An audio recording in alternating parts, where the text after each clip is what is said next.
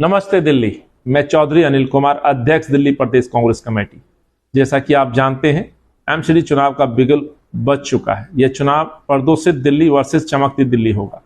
भाजपा आम आदमी पार्टी ने हवा, पानी, शहर, समाज, राजनीति सभी प्रदूषित कर दिया है। एमसीडी चुनाव में दोनों पार्टियां आपसे वोट मांगेंगी। बीजेपी से 15 सालों का, आम आदमी पार्टी से 8 सालों का हिसाब मांगना है। भाजपा ने एमसीडी को most corrupted department, malaria, chikungunya, dengue का नाम दिया है। आम आदमी पार्टी ने दिल्ली को प्रदूषण में नंबर 1, संक्रमण में नंबर 1, नशे में नंबर 1, विज्ञापन में नंबर 1 बनाया है। कांग्रेस दिल्ली को बनाएगी मेरी चमकती दिल्ली, मेरी कांग्रेस वाली दिल्ली, शीला दीक्षित वाली दिल्ली। दिल जीता है, दिल्ली जीतेंगे। धन्यवाद। नमस्कार, मैं हूं निरंजन कुमार और मेरे इस यूट्यूब मंच पर आप सभी का स्वागत है। दिल्ली में आगामी एमसीडी के चुनाव की तारीखों का ऐलान हो चुका है। इसके लिए बाकायदा 4 दिसंबर को वोटिंग होगी और 7 दिसंबर को इसके परिणाम आ जाएंगे। और इसके लिए जो नोटिफिकेशन है, नामांकन की जो प्रक्रिया होती है, उसके लिए सबसे पहले चुनाव आयोग नोटिफिकेशन जारी करती है और ये नोटिफिकेशन 7 नवंबर यानी आज चुनाव आयोग ने जारी कर दिया है और ये पूरा 1 सप्ताह का समय रहेगा। और इस बीच तमाम राजनीतिक दलों के जो उम्मीदवार हैं, जो एमसीडी का चुनाव लड़ना चाहते हैं, या फिर वो उम्मीदवार जो निर्दलीय हैं और वो भी एमसीडी का चुनाव लड़ना चाहते हैं, वो सभी इस दौरान 7 नवंबर से लेकर के 14 नवंबर तक का जो समय है, इस बीच वो अपना नामांकन भरेंगे। इसके बाद का जो समय है वो चुनाव आयोग 1 से 2 दिन के लिए अपने पास रखता है, जो स्क्रूटनी का समय होता है। और उसके बाद का समय उम्मीदवारों को दिया जाता है कि अगर कोई एमसीडी का चुनाव नहीं लड़ना चाहता है और उसने नामांकन कर दिया है तो वो अपनी वापसी जो है, नामांकन की वापसी वो कर सकता है। इसके लिए बाकायदा समय दिया जाता है।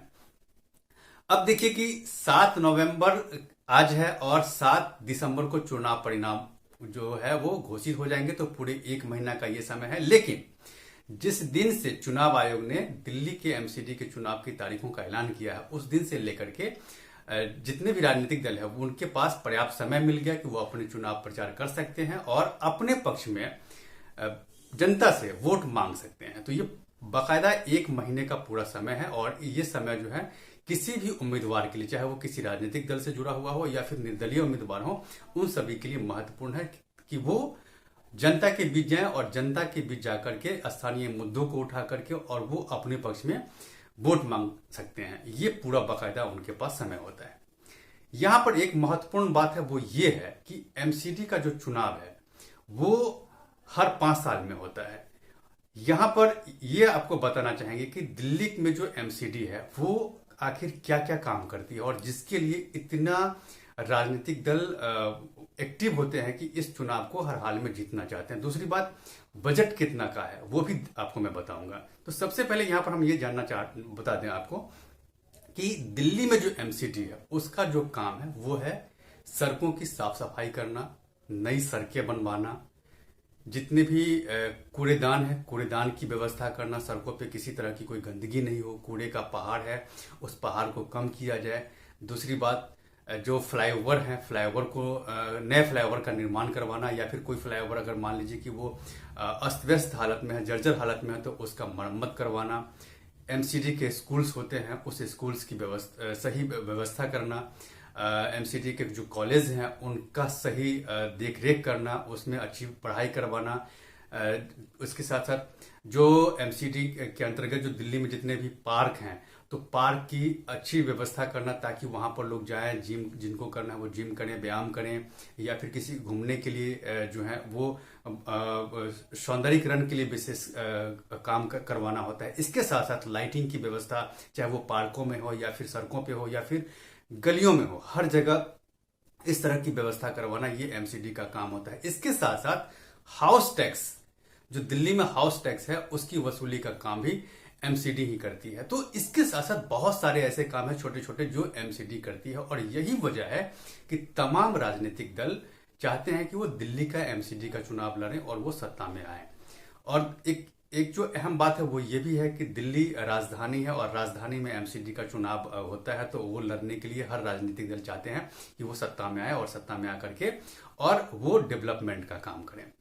अभी क्या है कि अभी का सिनेरियो क्या है कि अभी दिल्ली में पिछले 3 दशक से बीजेपी एमसीडी में सत्ता में काबिज है और विपक्ष में कांग्रेस और आम आदमी पार्टी है। इस पर हम चर्चा आगे करेंगे, लेकिन सबसे पहले यहां पर एक चीज मैं आपको बताना चाहूंगा कि दिल्ली का जो एमसीडी का जो बजट है वो 15,000 करोड़ से भी ज्यादा का बजट है। और यही वजह है कि तमाम छोटी से लेकर के बड़ी राजनीतिक पार्टियां एमसीडी का चुनाव लड़ना चाहती है और उसमें वो हाथ आजमाना चाहती है, सत्ता में आना चाहती है। अब बात राजनीतिक दलों की हम कर ले रहे हैं। राजनीतिक दल पिछले 3 दशक से मैंने आपको बताया कि बीजेपी एमसीडी में सत्ता में है, कांग्रेस विपक्ष में है और आम आदमी पार्टी विपक्ष में है। हाल तक सिनेरियो दिल्ली का क्या था? हाल तक दिल्ली का जो सिनेरियो था वो ये था कि दिल्ली का जो एमसीडी था वो 3 भागों में बटा हुआ था और अभी दिल्ली का एकीकरण हो गया, यानी कि एक एमसीडी हो गई है दिल्ली में और एक एमसीडी होने के बाद इसका चुनाव होना है। लेकिन जब तक शीला दीक्षित थी, शीला दीक्षित ने ही एक एमसीडी पहले भी थी और शीला दीक्षित जब शासन में थी, सत्ता में थी दिल्ली में, तो उन्होंने ही ये कहा था कि हर तरफ जो है दिल्ली में डेवलपमेंट का काम एमसीडी के द्वारा नहीं किया जाता है, इसीलिए हम एमसीडी को 3 अलग अलग अगर भाग में बांट दे तो हर इलाके में डेवलपमेंट का काम होगा। उन्होंने सोच करके और एमसीडी का बंटवारा किया था, लेकिन नतीजा अनुरूप नहीं आया और यही वजह थी कि इसी साल अप्रैल के महीने में 5 साल पूरे हो गए थे एमसीडी के और एमसीडी का चुनाव होना था, लेकिन एन वक्त पर केंद्र सरकार ने यह फैसला किया कि चुनाव को टाला जाए और सबसे पहले तीनों एमसीडी का एकीकरण कर दिया जाए। जब एकीकरण हो जाएगा उसके बाद वार्ड जितने भी हैं उन वार्डों को भी कम करने की बात थी, क्योंकि जब तक 3 एमसीडी थी तब क्या था कि तीनों एमसीडी को मिलाकर के 272 वार्ड थे।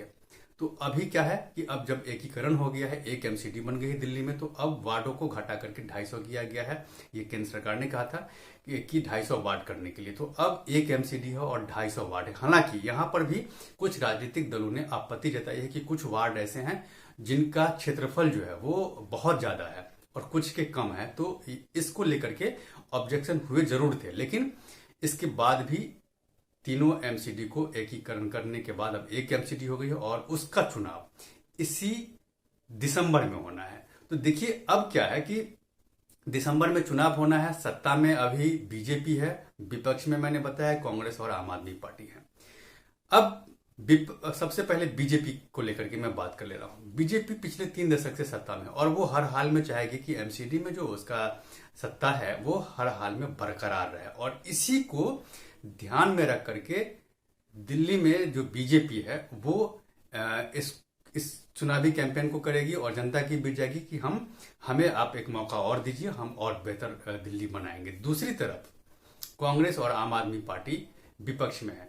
कांग्रेस और आम आदमी पार्टी लगातार बीजेपी पर आरोप लगाती रही है कि बीजेपी 3 दशक से सत्ता में है, लेकिन डेवलपमेंट का काम एमसीडी का जो है वो जिस स्तर का होना चाहिए उस स्तर का नहीं हुआ है। अभी भी जगह जगह पर कूड़े फैले हुए होते हैं सड़कों पे।